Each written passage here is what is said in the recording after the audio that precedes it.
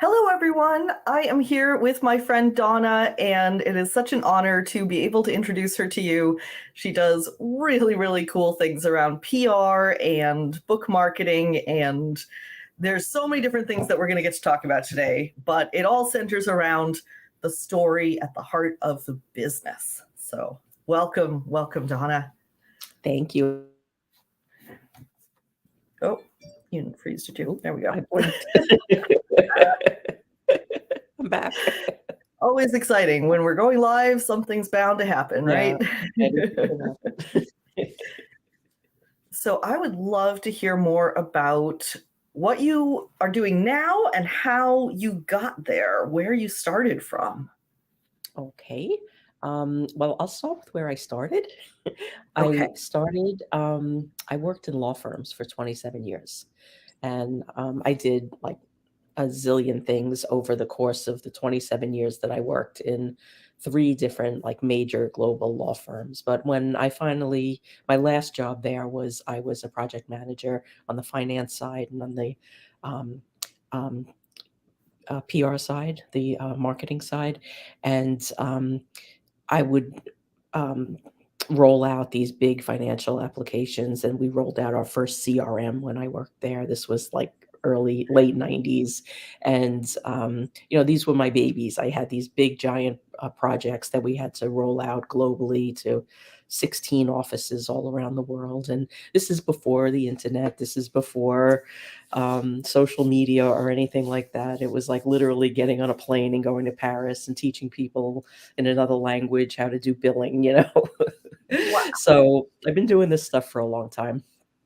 And I started my business in 2006 because I realized being a single parent with a 4-year-old and working in this crazy law firm was not a long-term solution any longer.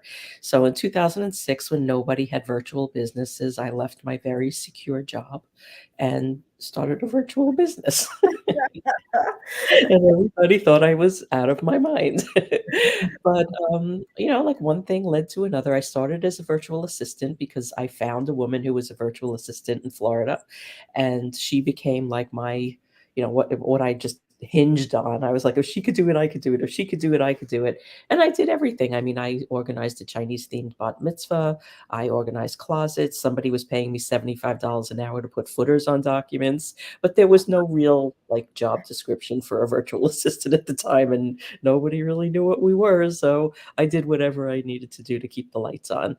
But like one thing just led to another. And then social media came on the scene and I fell in love.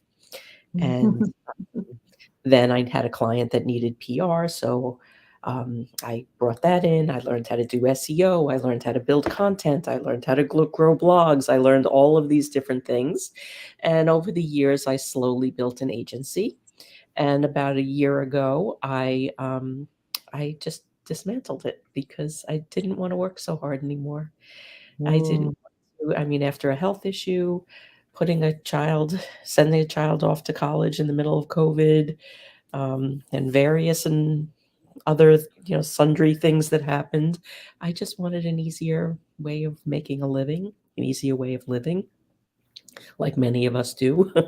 And I started to dismantle my business, and I'm putting it together in a way that serves me and serves clients better, one brick at a time. And so I started about a year ago offering these videos that I've started to create in Canva for a client. And then one of my friends looked at it. She was like, "Oh, I want one of those." I was like, "Really?" So I created one for her. I created two for her. And then somebody else wanted one. I was like, well, maybe this is a thing. So I started to create these videos, and I call them mixtapes. It's basically like a little. Well, I found this in my basement. What happened was somebody wanted a speaker reel, and she didn't have anything that she needed to make a speaker reel. There was nothing of her standing on a stage anywhere. So I was down my basement looking for something, and I found this, and I said, "Huh, I'm going to make mixtapes." And it's a little brand story. So it started something. So now everybody wants a mixtape. So I make these mixtapes and I create them in Canva, so they're really easy to update or repurpose or turn into something else. And Canva just recently had a major upgrade. So I mean, it's phenomenal what you can Have get for been. $12 a month. Yeah, It quite really amazing. is. I mean, you could do everything in that tool now. So Are these I mixtapes I'm primary? sorry. Are these mixtapes primarily for books and authors or speakers, or anybody could do it? I started just doing them for speakers and authors because, like, that's mostly what my audience is. I mean, they make great book reels, because most book reels are not really very good, and um, and it makes a difference to have a video up on your Amazon page, and Mm. just something to share. Another thing with PR is these, journalists want videos now. They don't want a Oh. PDF. They want to see what you're up to. They want to like hear you speak. They want to see. So, we create these in Canva. We use the assets that you have. And that's why I wouldn't create a speaker reel with stock images because it's not representing it well. So we use stock where we need to. But if, when it became something other than a speaker reel for this one client, it turned into something that was really rich and engaging because I was able to tell the story of everything that she did, Mm. including speaking. So that was in there, but it wasn't the only thing that was in there.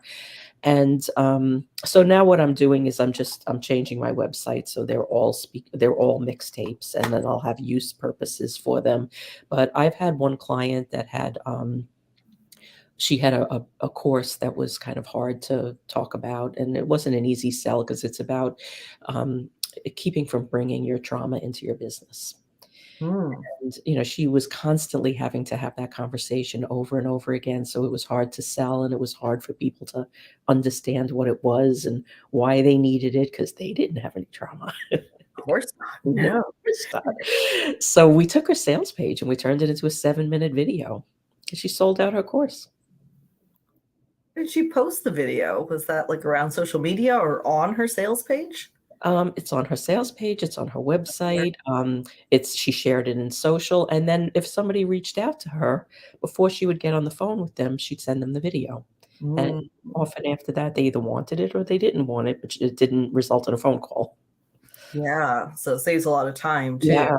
And just, it's draining to kind of have that same conversation over and over again, and because it's trauma too. It's not like a light, easy breezy conversation that you're having. Yeah. um, yeah, so and I've done it, clients that are having events, and we just finished one up last week that turned into like a little bit of a mixtape brand story. And the woman does coaching with Spartan races. So you go somewhere to wherever they're having this Spartan race, and it turns into like a 4 or 5 day thing where, you do this race together as a group, and then there's coaching around it. And she actually had a documentary filmed on that. So we were able to pull footage from the documentary, and it turned into a really nice video. That's Um, cool. so they're fun. I like making them. And what it helped me see once I stopped doing all of the other things like building websites and funnels, which God bless you. Um, I love that you're in this Happy to world take 'cause I hate doing funnels. I realized that I'm the storyteller. I didn't realize that before, and I've been doing this for years and years and Yeah, those years. videos, I mean, to make that mixtape, you really have to distill down a story. Yes. And PR is about telling a story. I always tell people, like, you can't send out a press release that's like, "Hey, I wrote a book." Yeah. Like, that's not a story. I'm sorry. And mostly they don't care about your book. Like, They I'm don't care. sorry to break your heart, but you need more of a Yeah. hook and a story around that. So, like, the tapes Yeah. are so cool because it really crystallizes around a story. Yeah, and what people tend to do, even if they are good at telling stories, when it comes to their own story, they're not really good at it. And what they'll do is they'll focus on the how, and nobody Hmm. really cares about the how. They care about the I'm why. guilty of that. Yeah, like because you're geeky and you get excited about all the moving pieces of a funnel. Hmm. Nobody wants to hear that. They want to hear why you did that. You did that because you want to be present for your family. And that's a story. What's not a story is like you connect these 86 different parts and presto changeo, it does something. Right? I do these YouTube videos as though somebody wants to follow along and they're just like, oh, just do it. Yeah, and then they decide they want to hire you because they got to step 3, and they don't want to hear about the 27 other steps that come past that, and how you do this in a short period of time. It's all part of my devious. Yeah, your devious plot to take over the world, right? Absolutely, with heart-centered funnels. So yeah, that's what I've been doing, and I And now you're started. layering in some other Yeah. things. So you were telling me about some PR stuff that's coming up that sounds pretty cool, because I Yeah. think speakers and authors and entrepreneurs are intimidated by PR and don't really know where to start, how to go about it. And I love that you realize that people don't have the foundational pieces that they need. They're just going out there trying to do it without having the one sheet and the press release, the stuff that they need. Well, this is something that I have been doing for years as well, and I've taught people to do this for a long time. This is kind of a revamp from a program that I had 10 years ago. It was called the Total Social PR System, and it was a combination of social media, PR, SEO, and content development. I'm leaving out the social this time because, people are going to share where they're going to share, and I don't want to keep up with all of that. It's just too much. But what people don't realize is that their story is in what they've done, and they lose connection to their story, and they forget all of these things that they've done to get them to where they are, and they're looking forward. They're like, what's going to be in that funnel where I'm going? They don't care about the funnel of where they've been. But the thing is what builds trust and credibility are those things that got you to where you are. And if you can tell that story, you can get people to get on board with that story. And then together, that's a vehicle to take you where you're going in the future. And that could be built into a funnel. You can see it behind your eyes. Yeah, exactly. But people lose sight of what they're doing. And even if it's unintentional, they're putting a story out into the world that has gaps. That is so powerful. Yeah. So what I'm creating this course that's called BeVisible.club. And the way I've got it structured is well, let me tell you the 3 parts. There's the part of gathering your story, which is basically a content audit. But when you call it a content audit, people don't want to do it because they think about taxes. So what we call it is gathering your story, and it's pulling those pieces of the things that you've done. Like, what did you care about 2 years ago? Right? Like, what was like on the top of your to-do list 2 years ago? That's one of the things that got you to where you are. So you can't forget about that because that was important. And then the next part is knowing your audience, identifying your audience, and knowing what they care about, knowing what their values are, what they need that they don't know that they need. That's a big one. What they think they need that they really don't. All of those things, and how to speak to them. Because what's going to happen now with AI is there's going to be so much bad content that it's going to be a struggle to get through it. So I'm also going to be building ethical and practical AI solutions into this because AI is going to change every tool we use. It's going to change how we do business, and we have to, it ain't going away. Innovate with it. You can't put the toothpaste back in the tube. No, you can't. And, but I read an article this morning that last week there were 200 AI tools released in 1 week. And there were already a lot of them even before people got chat. This is what I'm saying. It's just going to be so much. tools. it's going to be so much to keep up with. So what I'm creating in this course is, the building the story, the finding the audience, and then there's a whole pitching piece, like how to effectively pitch and set yourself up so you can actually land opportunities for podcasts, for speaking opportunities, and for media. And then after the 3 months of setting this all up and learning how to use the tools, the AI tools, to make this easier to manage, then it could roll into an ongoing monthly support. And part of that is going to be, me finding media opportunities for people that are in the group. So it's Cool. almost like this ad hoc PR agency. I'm calling it that, but I'm going to find a better word for it. Like Um, a la carte? No. yeah, a la carte. But I did this when I had my course years ago, and I was getting like groups of people on panels, and I had a whole group of people that were experts featured in a book. And, I was getting people interviews, and that wasn't even intentional. I was just finding things, and, people would reach out to me, and I'd reach out to my community. But I want to build this in intentionally, and empowering clients so they get to build this whole, system, this foundational system into their business of repurposing their content, leveraging the tools without driving themselves insane, and knowing their audience and having a regular stream of media coming into their world, which will, You know how much I love systems. yeah, I think yeah, it goes back to what you were saying earlier about like hustle culture is over. it's We are over. working ourselves into the ground with Yeah. this work, work, work, work, work. And so we got to find ways to build Leverage. systems so that we can have a balance in our lives. Well, it's building the systems and it's building the relationships, because that I think the other part of that coin is that people want to do things and work in a way that matters to them. They don't want to just churn and burn, They don't want to just do things for the sake of doing things.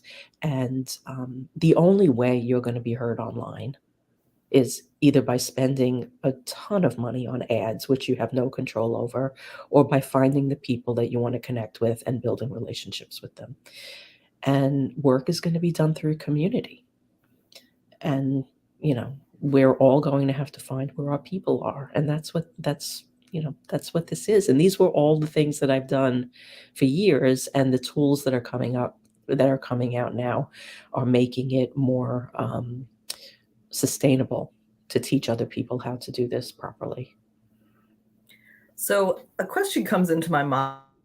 When you're trying to get media or even podcasts, how many pitches per month do you recommend sending out? Is there a particular number? Does it depend on you and your goals? It depends on you and your goals. I would say less is more. I mean, instead of spending, first of all, you don't want to mass pitch anything.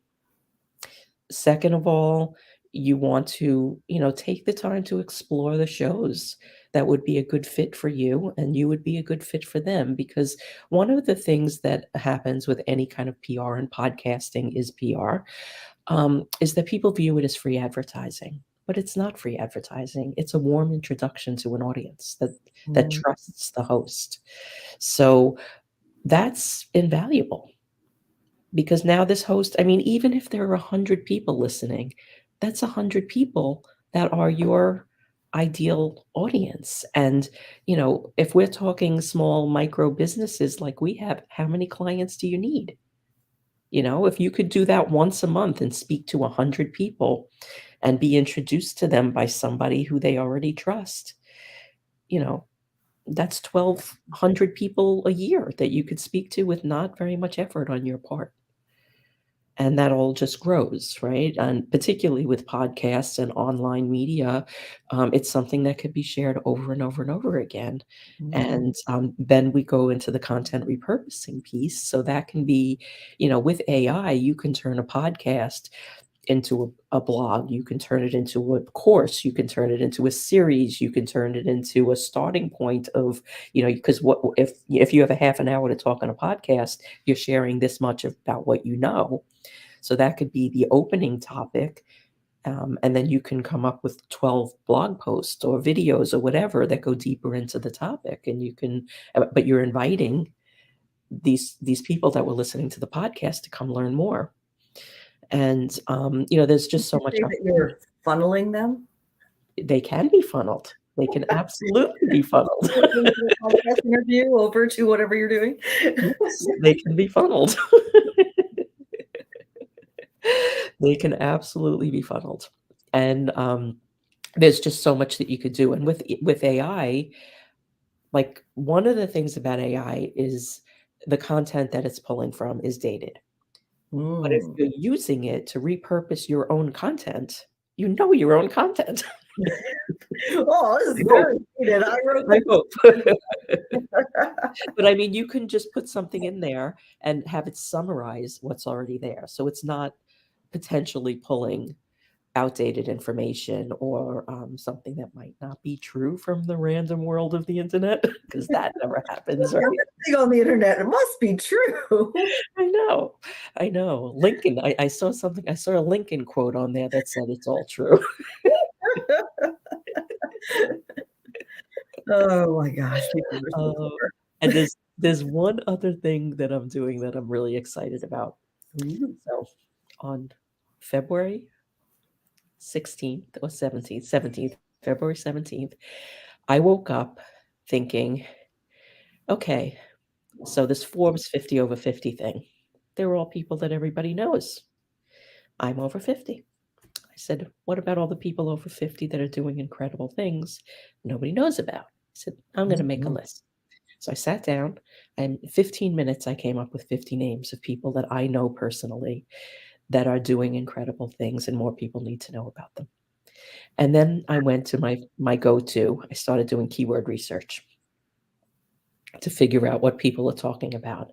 So when it comes to women over 50, people are talking about how to wear your hair, what kind of makeup to wear, how to use dating apps, what you should eat, what you shouldn't eat, what you should wear, what you shouldn't wear, what kind of shoes do you wear? Nothing of substance. So I said, okay, so this is the same information that people that advertise to us are also getting. So everything coming at us is not of substance. What about all these conversations that could be had? What about the people that are really helping people, changing lives, doing this every single day? So I decided to create the real 50 over 50, an interview series of women that are quietly making a difference. So within a few days, I had over 100 people that said yes to this. Oh my gosh. So I'm thinking of people I introduced to you for it, but now I'm like, that's way more than 50 over 50. I we're guess going to you go for 4 years now. It's so going to it's turn into 50 wisdom over 50 revolution. every year. It's just going to keep going until I run out of people. We started 2 weeks ago, and I have interviews booked all the way into October. We're booked solid until September, but we have interviews booked into October. And I have the web page up. It's the real50over50.com, and we already have about 35 profiles up on there. So it's going to be a weekly live interview Wednesdays at noon Eastern time on LinkedIn and Facebook, and that's it. And and we're going to do other stuff too. I don't know what it is yet because this is coming That's together. okay. Is I happening. mean, to hear the wisdom of these amazing ladies is going to be just it's an incredible thing. it's all stories and it's all conversation. There's no pitching. There's nothing to buy.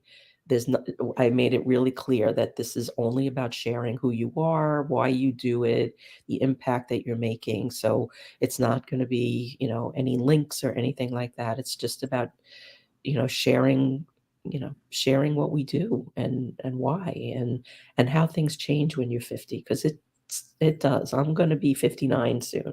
And I have a little bit of experience here. We have women all the way up to 87 so far. And they're doing incredible stuff. I had a conversation last week with somebody who's 75, and she's just rebuilt her entire business. She's doing something totally different. I have a call with somebody tomorrow who is the same age as me. And her thing is she is just committed to trying different sports. Mm, And she did a half marathon last week. goodness. That's not going to be my story. No, but everybody's story is different, but it's something like I always called it, you get the no bullshit button installed when you turn 50, Mm. even if you've had one, and, I was born with one. Something happens when you turn 50. It's like there is no room. You realize that, like, time is finite, more finite than you believed, and you don't have time for it. I love this idea so much because we have such a youth-centered culture, and I see these young kids, um, they grew up on social media and they were the like darlings, and now they're like in their 20s and they're scared about aging because Yeah. there's been so much emphasis on like being 16 is the good way to be, and so they see the 30s coming and they panic, and I'm like, Yeah. better life is like there's so many great things, but we don't see those older women.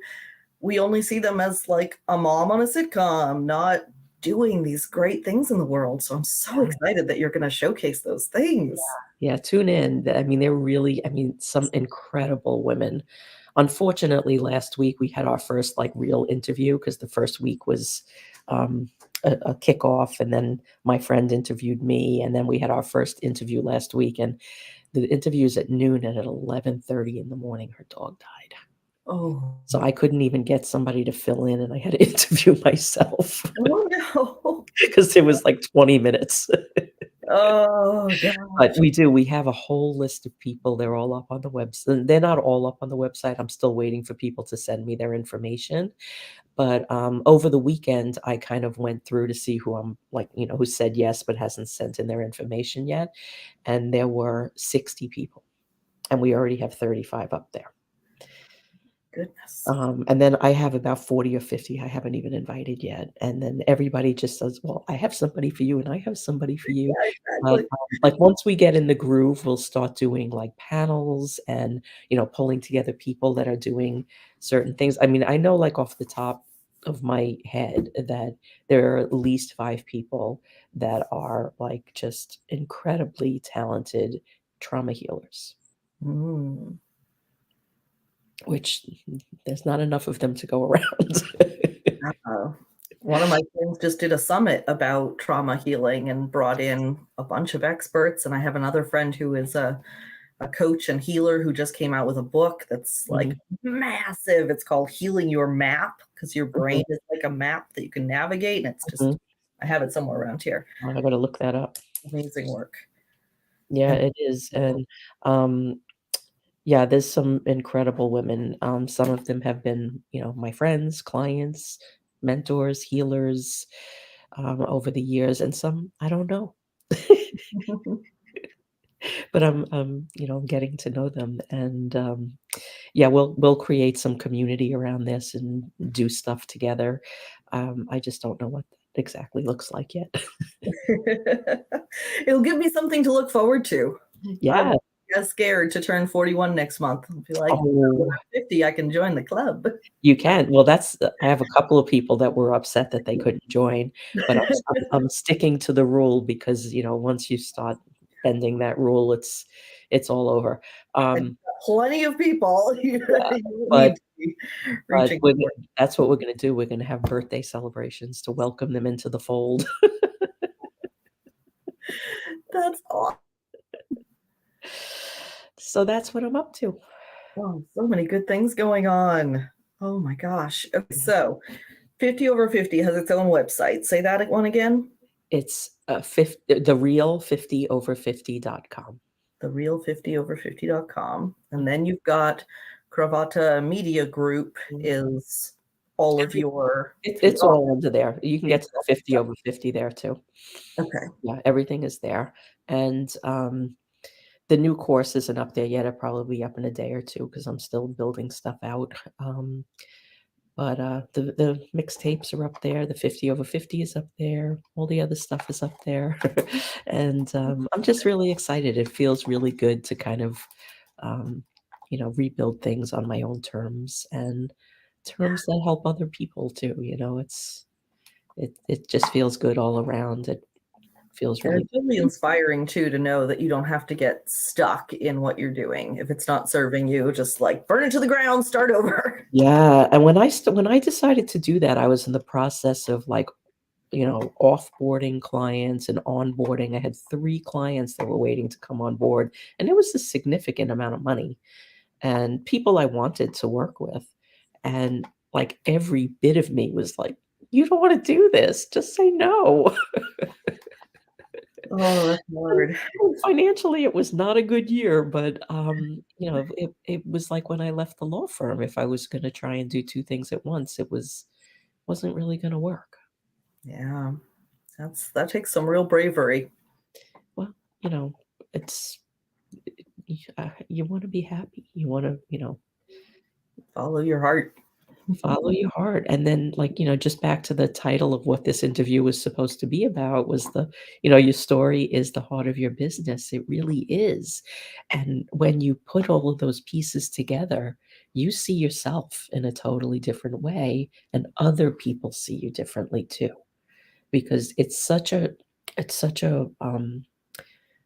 there's a level of vulnerability when you share all of your parts that people feel drawn to you, and not drawn to you, for superficial reasons, but drawn to you because there's a value connection. And that's where trust is built. That's where credibility is built. That's where relationships are built. And then sales happen if they're right. When it starts with the sale, those other things don't always happen. Yeah, I know what you mean. Sometimes the temptation is, I want to present myself as professional and I have it all together and I'm just perfect at everything that I do because I want people to trust me. And the ironic thing is, the more that you can share your human side, the more people trust you. And to say, yeah, I had a long and winding road to reach working on web pages and automations. Mhm. That's where the real heart is. Yes. Yeah. The real heart is in the why you do this, not the how you do this. I'm going to have to give that some thought. Well, the how gets figured out along the way, and it changes. Like, the why doesn't change. That's true. New technology comes along like the AI, but Exactly, exactly. It's like one of the things that I started to say is, like, I've been from carbon paper to AI because I oh started working in 1982. my gosh. And, you know, what I had to learn to do over the years, but which was always a struggle for me because I'm geeky too, and I like all those little moving parts, and I'm like, "Why are you not excited that you can link these 4 tools together and it does this?" And people are like, "Go away, woman." But what they care where you really need to focus is the things that don't change. Because if you build a business around the things that change, you're always in this process of rebuilding. But if Mm, you build a business around the things that don't change, all of the things that change are just these little dots around the perimeter, that you can easily, like, pluck out and put something else in. But when that's the core of your business, when something changes, you have to change everything. yeah, very true. This is fantastic. So many great topics. Is there any parting wisdom that you would like to leave us with today? Just be happy. If it doesn't make you happy, find something else. Now that is some true over 50 wisdom. Yeah, yeah, because you know what? You can do things that you enjoy and still make a living and make a contribution. Awesome. Thank you so much for coming and being here with us today, Donna. I really Mm. appreciate you. Thank you for having me.